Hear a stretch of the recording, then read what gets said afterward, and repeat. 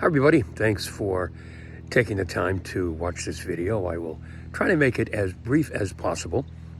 Once again, class is canceled for tomorrow. You're not going to see it listed in the list of class cancellations because I'm telling you now, and it's not a surprise. So here's what I'd like you to do. First of all, please go back and finish reviewing any of the slides that I didn't get to on last class. Please look at the slides that I would have used this week. They have to do with the history of the business, and there are some good videos in there for you to take a look at. Please continue the chapter reading. Do the homework assignment. I will make sure that the question numbers line up, whether you have the first or second version of the text, and I'm really sorry about that. I thought they lined up better than they did, apparently. And the final thing that I would like you to do is to start paying attention to, if you haven't been already, the situation involving the Boston Celtics. This is a very interesting public relations situation. It's a very sad situation as well. The long and the short of it is the Celtics have suspended their very successful first-year coach for engaging in what was first described as a consensual but improper, due to team policy, relationship between the coach and someone else on the Celtics payroll. It has since kind of fallen apart from there. There have now been stories that the woman involved is talking about receiving unwarranted comments from the coach. Not quite sure where all that's going to go.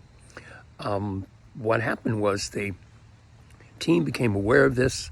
They had an outside law firm conduct an investigation, and as I understand the timeline, they received the report on Wednesday. By Wednesday night, the report had been leaked to probably the number one basketball reporter in the country, Adrian Wojnarowski, on ESPN, and really all hell broke loose on Thursday. The Celtics said nothing as story after story popped, and people were wondering, why aren't the Celtics saying anything? I wondered that as well, but as I see the timeline, and this is something that we can, talk about next week. As I see the timeline, I think they might have done the right thing because they had nothing to talk about because they had just received the report. But here's really the worst thing that happened as a result of all of this. People began going through the roster of female employees on the Celtics and started posting pictures of these various female employees, implying, suggesting, saying, reporting that this was the one who the coach was involved with. This was the one who was, in fact, the other woman, because the coach has been engaged to someone for 5 years, and they, in fact, have a child together. Nothing was confirmed. At their press conference on Friday, Celtics management said they weren't going to name names, that it was just inappropriate to go there, but that hasn't stopped the naming from continuing even today. And I'm obviously filming this on Sunday after the Patriots game. So I'm sure more is going to be spinning out as the week progresses.